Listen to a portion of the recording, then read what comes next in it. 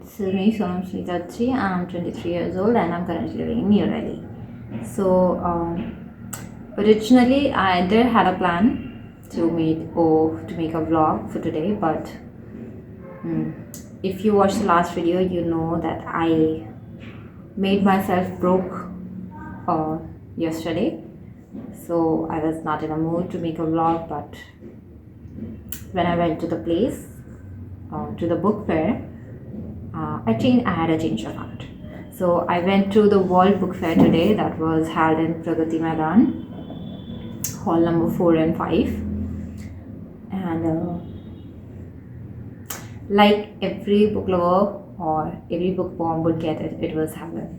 It was literally so heaven and so beautiful, and it was so giant, like literally giant. But the only disappointment for me was that there was no art supply stores or stalls. Like last time when I went last time in 2019. There were so many art supply stores there, but this time there were no art supply stores, only books and books and books. I mean, like, it's just also have it in itself, but at the same time, art supplies would have like cherry on the top. But anyways, I'm gonna do a quick little book haul for whatever I got. Okay. The reason, if you have watched that video, you know how much I made myself broke, but at the same time,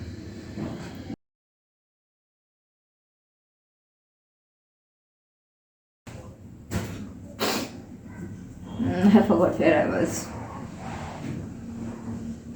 Yes, I was talking about being broke. Okay, so the thing is, like, if I'm already so broke, a few books like wouldn't really hurt at all. Like, ठीक है, कोई बात नहीं.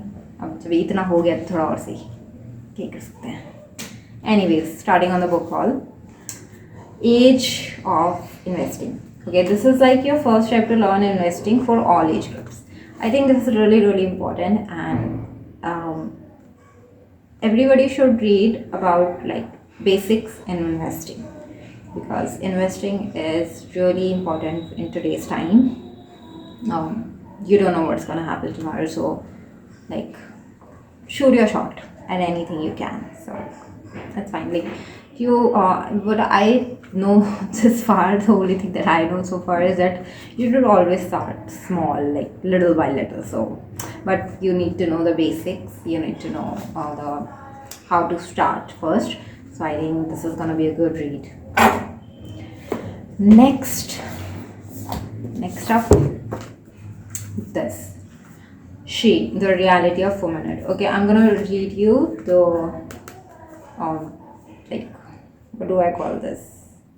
A little summary of the book. Okay, She, the Reality of Womanhood is a poetry collection all about women that stands the test of time. The words penned in this collection were relevant yesterday, are relevant today, and will be relevant tomorrow.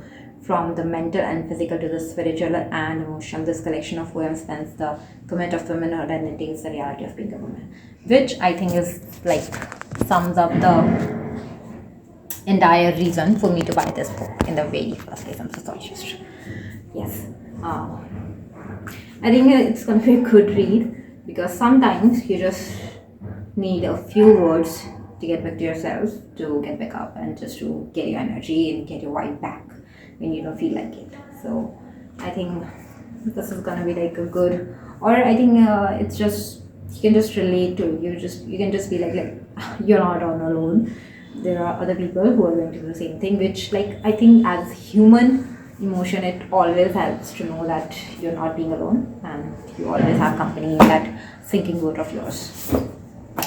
Next, the 10th story, The Journey Through the Maze of Mirror Within, which I think is actually really good. I did once wrote a write-up, or I should call it a poem or something, that was called Mirror.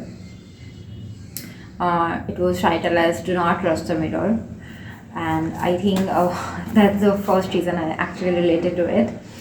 I'm going to read the summary a little bit. What's your story? The book explores true stories of women who have navigated challenging life situations and growthful ways, refusing to stay locked in narratives that don't empower them. This deserves story are the women from different walks of life and different geographies, yet they have something fundamental in common. These are stories of navigating those situations, making intentional choices, and owning the journey of life wholeheartedly. Like whatever it is, no matter how much bad, triumph, chaotic, and like ugly it is, you accept it, you deal with it, you move on from it, because that's how life should be. You should never hold on to those little things that make you happy. Like it's okay to feel in your time, it's okay to go through it, it's okay to grieve, to be sad, and to feel the emotions, but keep your alarm on, keep on an alarm. You have to heal at some point. Take your time, but you gotta move on. So I think that's gonna be one for it. Next, the Rakoshi Devis. I have no idea about this. Okay, first of all, this is like literally slim. This is like one sitting reading. At the same time, I'm gonna read the summary a little bit for you. Rakoshi Devi came to me as a shock since they happened to rescue my senses at a time when extreme anger overwhelmed my conscience and I was waiting to annihilate my sanity. They salvaged me from the predicament of devastation which hovered around me like an eagle waiting to pounce upon its prey. This is the reason I actually thought of buying this. I read this summary and I was like, okay, because I do have anger issues. I do have a lot of anger issues, and most of the times I cannot express I can express my all the other emotions, but not anger. I express my emotion, the emotion of anger in the worst ways possible, which is not healthy and which is not fine, and I definitely need to work on it.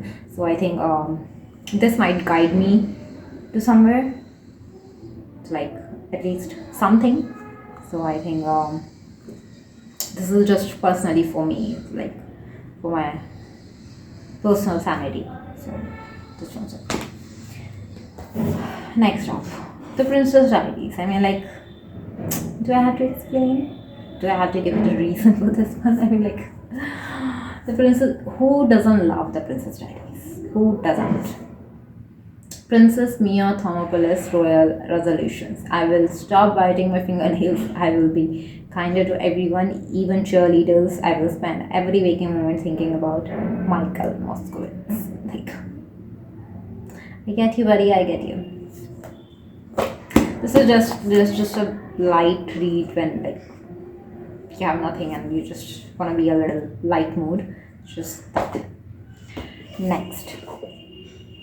100 Desi Stories, Wisdom from Ancient India.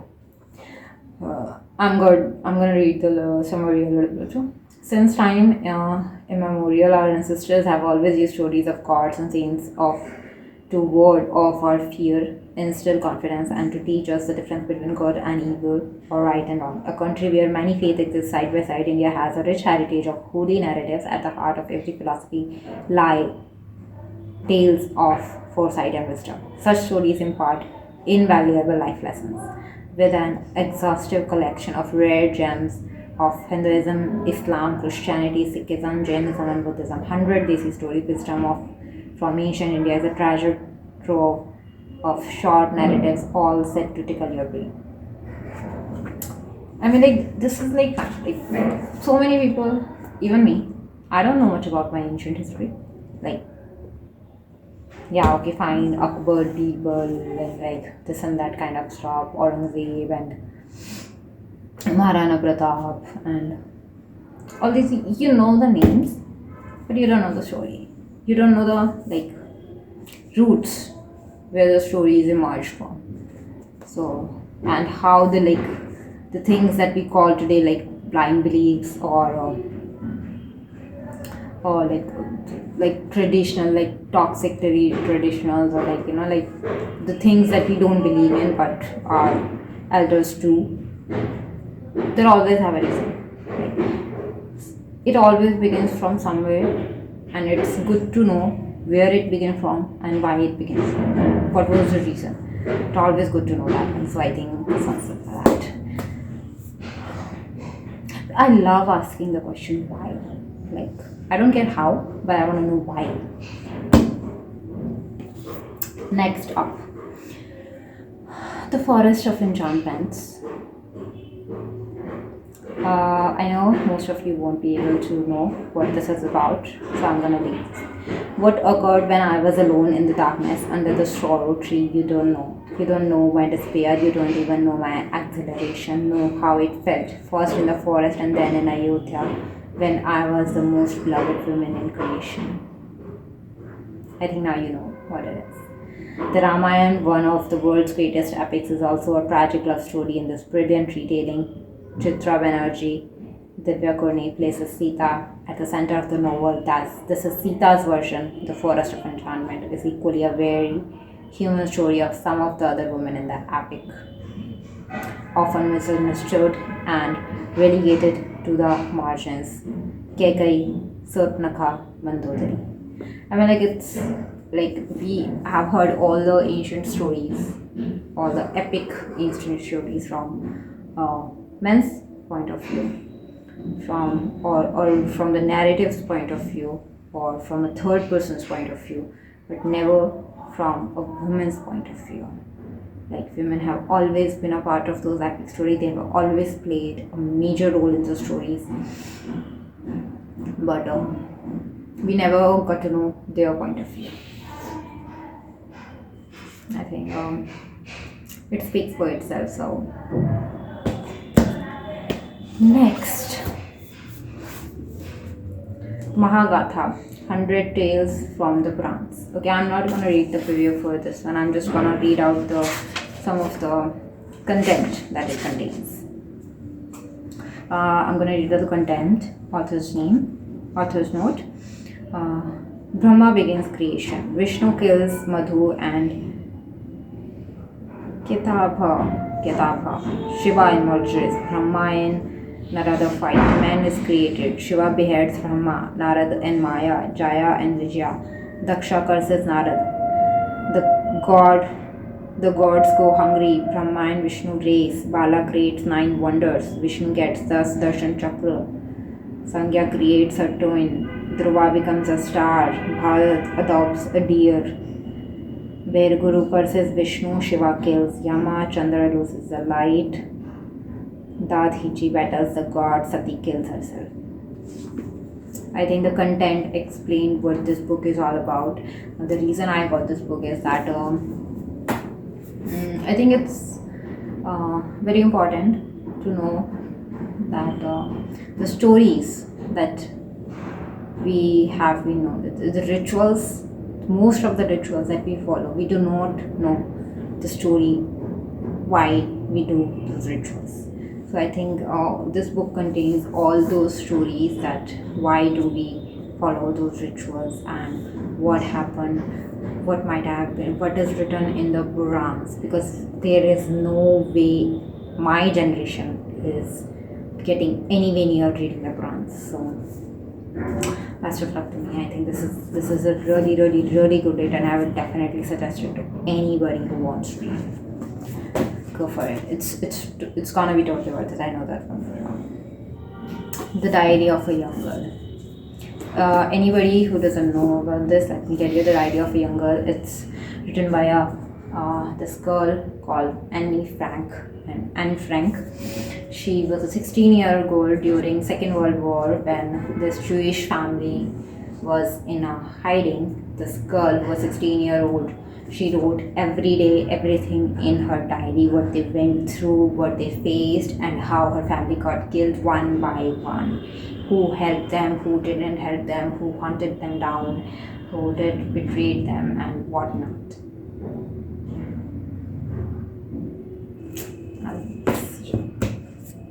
I'm just really reading this for the trauma. I know that one for sure. But like, it's alright. Next, you know what I got here? Look at this. Jane Eyre.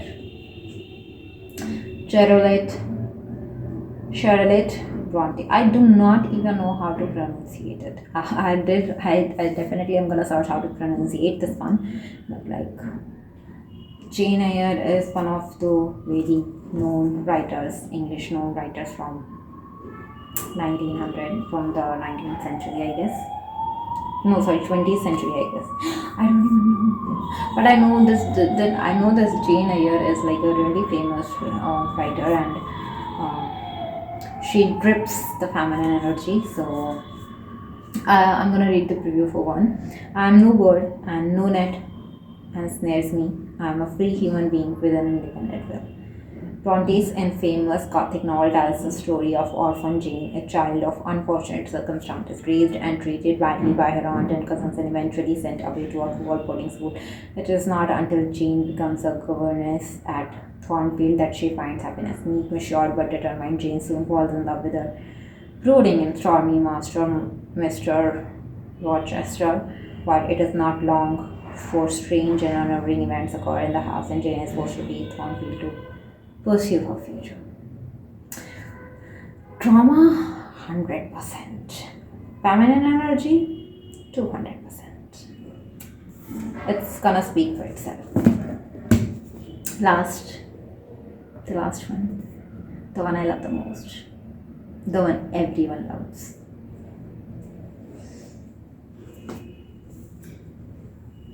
Look at this.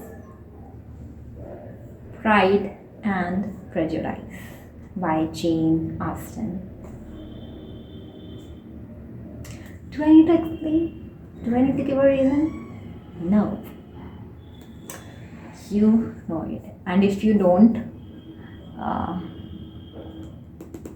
use your Google. I'm not telling you one single thing about this one. Use your Google. And I'm just so happy with this one. See, I could have bought many other things like the Hobbit one, J.R.R. Tolkien's entire collection. I could have gotten that one. But as I told you yesterday that I'm broke. So I only got the things that I know that were not in my list of books. These are all those books that were not in my list of to be read books. So that's why I got all of these. Any other book that was already in my to be read book, I didn't buy them because like I can buy them from anywhere. I can go to Daryaganj, or I can buy from like any metro station or like Sarojini Nagar at the least. So, but a book fair is a book fair. It's like always worth it. So that was all for my haul. Thank you for watching up till here. And I'm completely broke now. So congratulations to me. Let's see how am I gonna deal with the situation for the time being. So let's see. Bye. Thank you.